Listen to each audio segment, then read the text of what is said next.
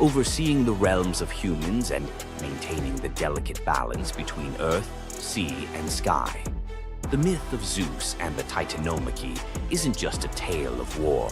It's a story about the cycles of power and rebellion. Just as Zeus overthrew Cronus, who had overthrown Uranus, Greek myths suggest that even the mightiest rulers are vulnerable to the forces of change. Zeus's story reminds us that leadership comes with its own set of challenges. It's not just about gaining power, it's about maintaining it, often at great cost. Zeus's rise to power is one of the most thrilling tales in mythology, filled with battles, alliances, and sacrifices. But what do you think? Was Zeus a just ruler, or was he simply another tyrant destined to fall like the Titans before him? Let us know your thoughts in the comments below.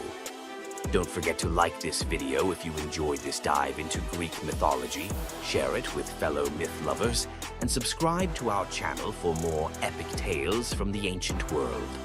Until next time, remember, the gods may rule from above, but their stories remind us of the struggles we all face below. Tonight you'll meet the nymph whose beauty made Hades plant a forest in her image, a lover who weaponized an apple to hack a goddess's marriage laws, a king who may have raised the dragon that ate his island, a prophet who lived 7 years as each sex and paid with his eyes, and a royal couple whose wrecked ship still calms the winter seas. 5 deep-cut myths, none repeated from previous episodes. Stick around. The last scene explains why every item you just saw is really the same warning. Luce, daughter of Oceanus, shimmered like morning on still water. Hades saw her bathing on the Styx's shore and felt the ache of something that might have been love, if gods knew limits. He swept her into his shadowy chariot. In the underworld, things don't rot the way they should, they transform. When Luce's mortal bloom began to fade, Hades panicked. Unable to bear her disappearing, he offered the only gift he understood, immortality as landscape. He touched her hair. It stiffened into bark the color of moon-bleached bone. Leaves burst silver as coin flip flashes. Luce the woman became Luce the white poplar, blazing at the center of Elysium. Dead heroes rest beneath her, weaving garlands from her two-toned leaves. Dark one side, pale the other, to remind them that joy and grief always grow on the same branch. The Cercopes, twin dwarf tricksters Passalus and Acarus, live by trolling. They steal Heracles' bow and club, giggling about how the hero's butt is black as a kettle from soot. Heracles wakes, grabs both by the ankles, slings them over a pole like squirming fish, and marches toward the city to sell them. Dangling upside down, blood rushing to their heads, the twins can't stop roasting him. Even Heracles, no stranger to rage, breaks into reluctant laughter. But Zeus, hearing their unfiltered comedy, decides the world needs more mischief. He transforms them into the first monkeys, bodies still small, faces still grinning, forever swinging by what once bound them, their own tails.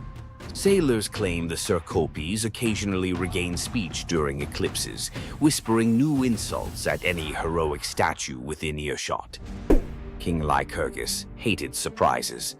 When the brand new god Dionysus marched through Thrace with drums, wine, and ecstatic maenads, Lycurgus saw a security threat. He banned viticulture, arrested Bacchic followers, even ordered his soldiers to whip the vines until they confessed their treason. Dionysus escaped into sea foam, but vengeance fermented quietly. First, the king's barley crops twisted into miniature grape clusters. Then, every cup in the palace turned to wine, no matter what was poured. Finally, Lycurgus woke screaming.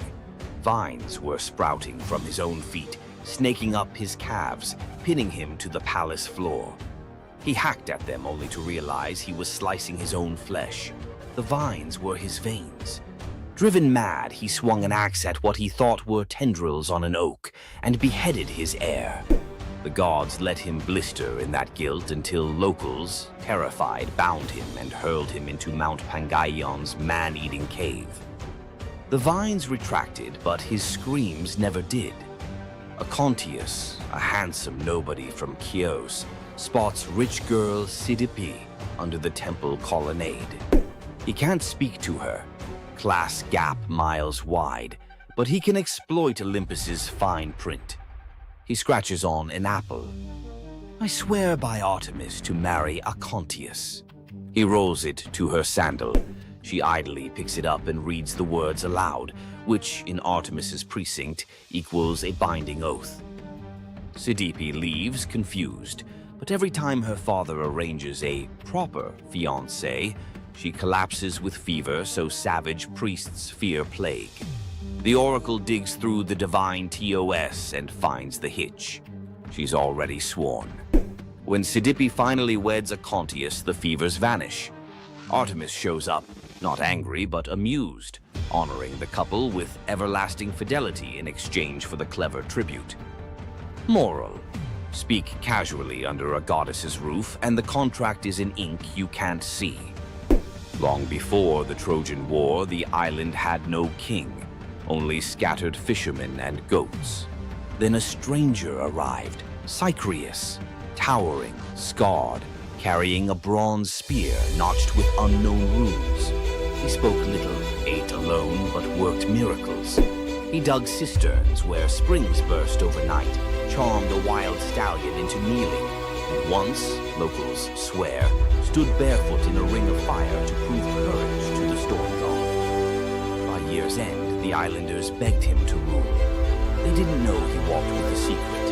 He dreamt every night of fire-scaled dragons devouring his childhood village, and woke with soot under his nails, though no hearth burned nearby. Months after his coronation, goats began disappearing. Nets came up shredded as if bitten by iron teeth. One dusk, a shepherd stumbled into the agora, eyes wide, clutching a bronze scale the size of a dinner plate, edges smoking. He'd found it at the mouth of a cave where the mountain met the sea. Cycreus said nothing, only studied the scale under torchlight. It matched the color of the runes on his spear. That night, villagers saw their king ride alone toward the cave. From cliffs, they watched the torchlight vanish into the maw. Minutes stretched into hours. Then, roaring deep enough to quake wine jars on kitchen shelves, flame burst from the cave mouth. Shadows of two giants, one man, one serpent, wrestled on the cave wall like monstrous puppet theater. At dawn, silence. Cycreus emerged, armor warped, spearhead glowing red. Behind him dragged the colossal corpse of a sea dragon, neck twisted, fangs snapped, eyes like boiled copper. The island erupted in praise. They crowned him with laurel and called him Draken Soter, dragon savior. Yet some noticed his smile was hollow, as if slaying the beast had lanced a boil he secretly cherished. After the triumph feast, Cycreus changed. He paced battlements at midnight, muttering in a guttural tongue. His bathwater steamed black. Servants insisted the steam coiled like a serpent before dissolving. One harvest festival, a child accidentally spilled wine on his boots. Cycreus roared, eyes flashing ember orange, and the boy swore he saw scales ripple under the king's skin. Rumors spread. Had the battle fused man and monster? Or darker, had Cycreus never slain the dragon at all? Had he absorbed it? When storms flattened olive groves and fishermen found their nets burnt as though by underwater fire, the islanders panicked. They begged Eurystheus of Athens to intervene. The hero sailed with 50 hoplites, each carrying asbestos-soaked nets and mirrored shields to confuse reptilian eyes. But at the gate they met not a beast, only their king, bare-chested, spear discarded, arms raised. Cycreus confessed the dragon's fury had leaked into him.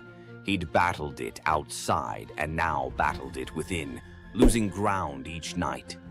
"Bind me or burn me," he said. Eurystheus chose mercy darker than execution, exile. He ferried Cycraeus to Eleusis, gift-wrapping the cursed king for the goddess Demeter, whose own grief could understand corrupted power.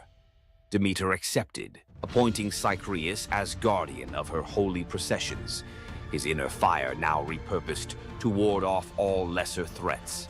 As Cycraeus' ship slipped away, islanders swore the shoreline hissed, not from waves, but from a dragon's whisper receding with its unwilling host. Salamis kept the dragon's bronze scales nailed above city gates for centuries, tarnished mirrors reminding every leader, conquer your monsters, yes, but never wear their skins. Power taken from terror carries terror's seed. When rage becomes crown, abdication may be salvation. Young hunter Tiresias strikes the snakes with his staff. Hera curses him into a woman for 7 years. He marries, bears children, learns the loom songs of grief men never hear. 7 winters later, he meets the serpents again, carefully steps over them, spell breaks. He's male once more. Later, Zeus and Hera bicker. Who enjoys love more, man or woman? They drag Tiresias in as data point. He sides with Zeus. Women feel 9 times the pleasure. Hera, furious, blinds him. Zeus, guilt-struck, gifts prophecy and a lifespan of 7 generations. Thus, the greatest seer of Thebes walks the tightrope of fate without eyesight, yet clearer vision than any living soul. It's said he chuckled on his deathbed. Blind, I've seen 2 worlds, inside and out. King Ceyx sails to consult an oracle. Wife Alcyone prays he waits for calmer weather. He doesn't. Zeus, annoyed that Ceyx invoked him too often in casual oaths, hurls a thunderstorm that swallows the ship. Ceyx's spirit, soaked and shivering, begs Iris to carry a goodbye. Sleep god Morpheus impersonates Ceyx's drowned corpse in Alcyone's dream. She wakes screaming, runs to the surf. There's the real body, ghost pale in foam. In raw despair, she leaps after him. The gods, pierced by this double plunge, morph the lovers midair into halcyon birds, kingfishers with royal blue backs. To let their floating nest survive, Zeus stills the winter seas for 14 days every January. Sailors call it the halcyon days, when storms bank their rage and even grief takes a coffee break. Which transformation slapped hardest? Tree, oath, dragon, gender shift, or bird? Hit the comments. Smash like. If you'll think twice before reading random fruit out loud, subscribe for next week's plunge into the 3 mortals who blackmailed the fates. And ring that bell. Unlike Zeus's thunder, it won't roast you for imposter syndrome. See you in the halcyon calm. Athena, the goddess of wisdom, war, and strategy, was one of the most powerful deities in Greek mythology. Feared by enemies, honored by heroes, and even challenging Zeus himself, Athena's legacy shaped legends, wars, and the very foundations of civilization. But was she truly a goddess of justice, or was there a darker side to her wisdom? Let's dive into the real story of Athena. Athena wasn't born like other gods. She burst fully grown from Zeus's head, armed with a spear and shield, a goddess of war and wisdom from the very start. But her story is more than just divine power. It's one of strategy, conflict, and influence that shaped the Greek world. The protector of heroes, Athena wasn't just a warrior. She was a tactician, a guide, and the ultimate ally to heroes. She helped Odysseus outwit the gods, gave Perseus the shield to defeat Medusa, and was the unseen force behind many Greek victories. The battle for Athens, Athena and Poseidon competed for control of the greatest city in Greece. Poseidon offered a mighty ocean, but Athena gave the olive tree, a symbol of wisdom and prosperity. The people chose her gift, and Athens was named in her honor. The merciless judge? Athena may have been wise, but was she just? When Medusa was assaulted in her temple, Athena didn't punish Poseidon, she punished Medusa, turning her into a monster. Later, she created the first court of law, showing her power wasn't just in battle, it was in justice, law, and politics. Wisdom and war. always balanced. Unlike Ares, the god of chaos and bloodshed, Athena's warfare was tactical, calculated, and precise. She was the goddess of the battlefield, but also the goddess of philosophy, craftsmanship, and knowledge, a balance between violence and intelligence. Her lasting legacy, Athena's symbols, the owl, the shield, and the olive tree, still represent wisdom, strategy, and peace today. The Parthenon, her great temple, still stands, and her influence can be seen in modern philosophy, war strategy, and even democracy itself. Athena wasn't just a goddess of wisdom. She was a warrior, a ruler, and a force that shaped civilizations. But was she truly wise, or just the ultimate strategist who always got her way? Want more deep dives into legendary gods and goddesses? Subscribe now and uncover the myths and realities of ancient deities. Hey, myth explorers. Ready to wander off the beaten mythological path? You know Zeus's thunderbolts and Hercules' labors. Fine. But what about the day the bees turned their backs on their god? Or the huntress whose sons were cursed to become flesh-hungry bears? Or a girl so clever Athena loved her, then hated her enough to shrink her to an ant? And finally, an apple that quite literally broke a young man's heart. Keep watching. Each tale swerves from wonder to horror to bittersweet awe, and the last lines of every story connect like hidden threads. Miss even 30 seconds, and you'll lose the clue that ties them all together. When Zeus married Hera, Hermes carried gold-edged invites to every being, mortal, divine, animal. Chelone, a river nymph, accepted with a careless nod, but when the day came, she sniffed at the sky, poked the embers in her hearth, and sighed, "My little house is warmer than Olympus." Hours later, the wedding procession rolled past in thundercloud pomp. Hermes spotted Chelone's empty chair. Rage ignited in his silver sandals. He swooped down, seized the entire cottage, roof, pillars, walls, Chelone still clutching a teacup inside. One spell later, cottage and nymph fused into a single creature, shell on the back, head poked out, doomed to crawl forever carrying the home she wouldn't abandon, the first tortoise. Locals swear that on spring evenings, if you kneel by a brook and whisper, "Leaving soon?" any tortoise nearby will retreat into its shell, tiny echo of a goddess-scorned recluse. Long before "Save the Bees" was a slogan, there was Aristaeus, demigod shepherd, inventor of cheese, olive oil, and above all, beekeeping. People swore the hum of his hives kept sickness out of the valley. Then one midsummer dawn, every bee lay motionless, wings stiff as parchment. The air that once thrummed with life sat dead and silent. The villagers called it the funeral of the bees. Desperate, Aristaeus trekked through reeds to consult Proteus, the shape-shifting sea prophet. Proteus, half seal, half seer, spat seawater and hissed, "The nymphs of the meadows curse you for the part you played in Eurydice's death. Mourn in their tongue, blood, smoke, and remembrance. The penance? 4 pure bulls and 4 unblemished heifers sacrificed at a spring, their carcasses left to rot beneath the sun. An act so revolting only the gods could read its poetry." Aristaeus obeyed, mouth clamped against nausea. On the third sunrise, he returned.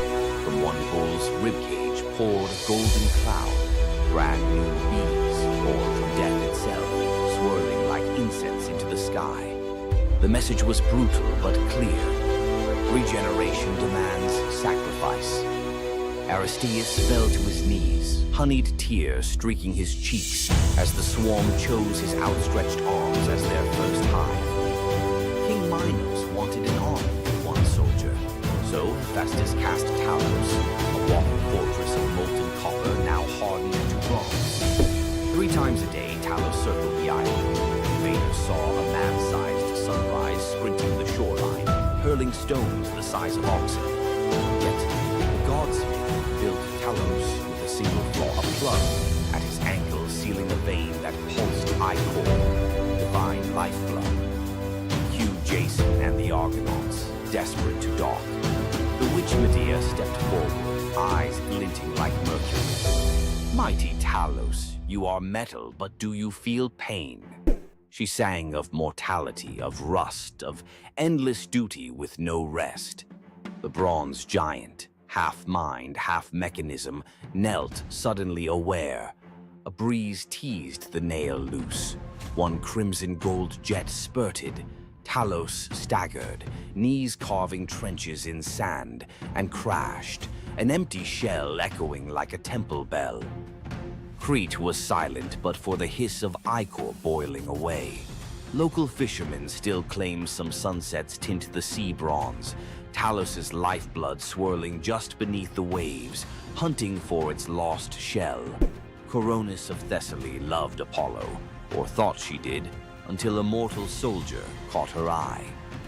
While Apollo healed plague in Delphi, Coronis entertained her new lover in secret. Only the raven, Apollo's avian spy, saw everything. The bird wrestled with the knowledge. If it spoke, a human would die. If it stayed silent, a god would suffer humiliation.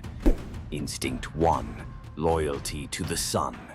It flew for 3 days, trailing white feathers through storm clouds, and crashed onto Apollo's lap to report the betrayal. Apollo's rage was surgical. One golden arrow, one heartbeat, Coronis felled.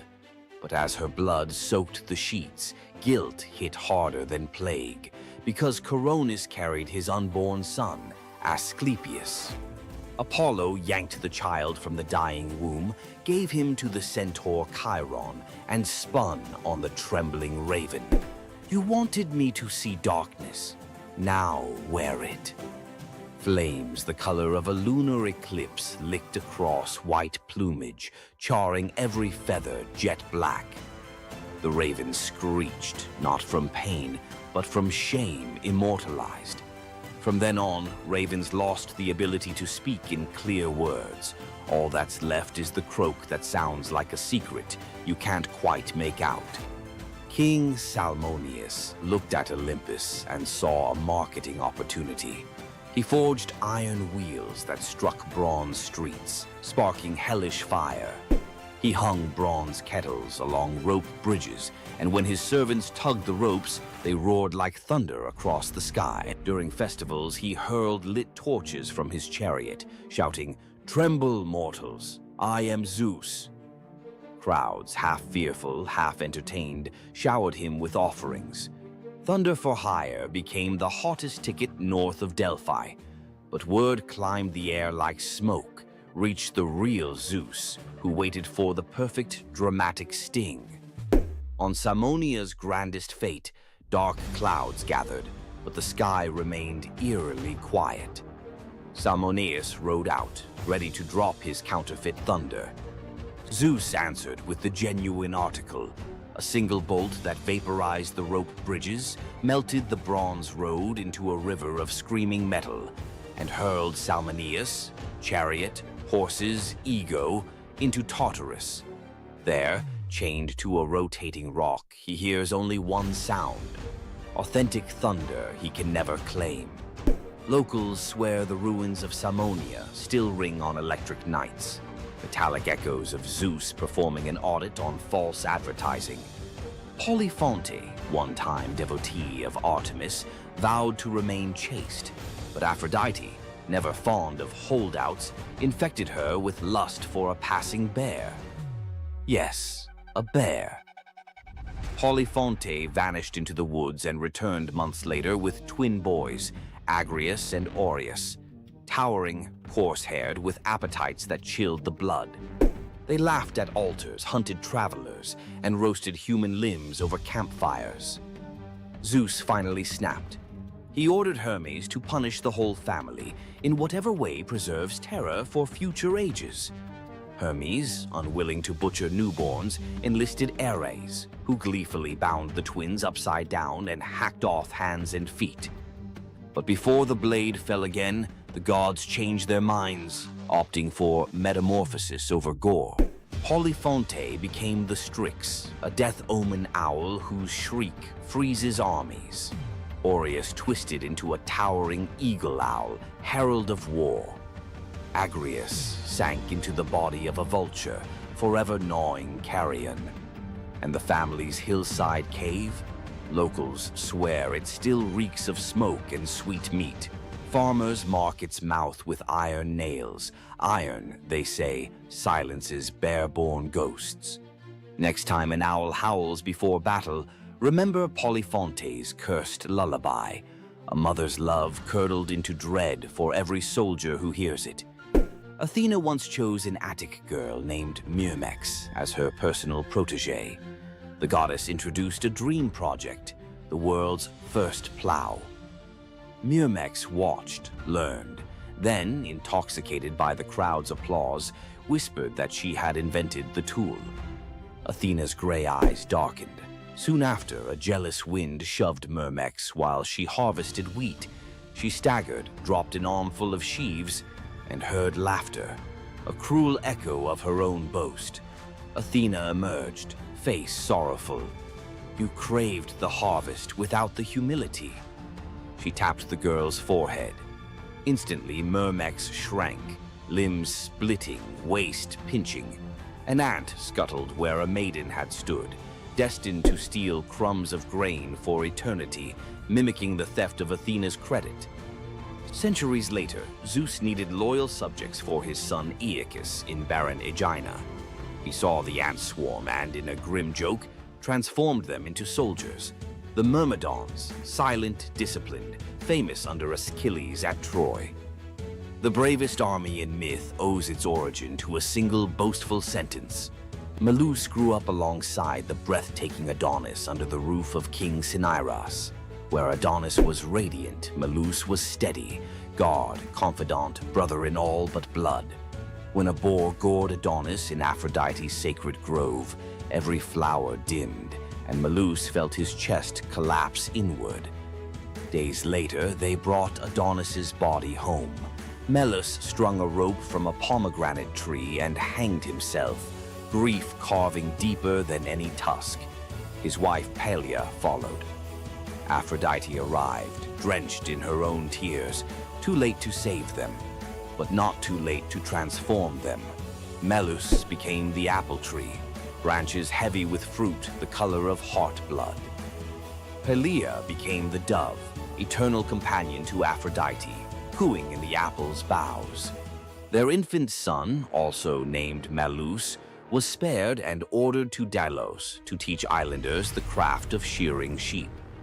Ever since, Greeks call flocks mela in his honor. Legend says when an apple falls perfectly into a lover's open palm, Melos is granting a fragment of his devotion, a reminder that love can be both sweet and lethal. Every crunch echoes a heartbreak older than history. Careful who you offer an apple to. Aphrodite might just be listening. Which boundary breaker freaked you out most? Drop your vote below. Smash like if you'll think twice before faking thunder. Subscribe for Forgotten Monsters next week, and ring the bell. Unlike Melinoe, notifications haunt only by day. See you in the echoes. Centaurs. Half man, half horse. Heroes or savages? Think you know the full story?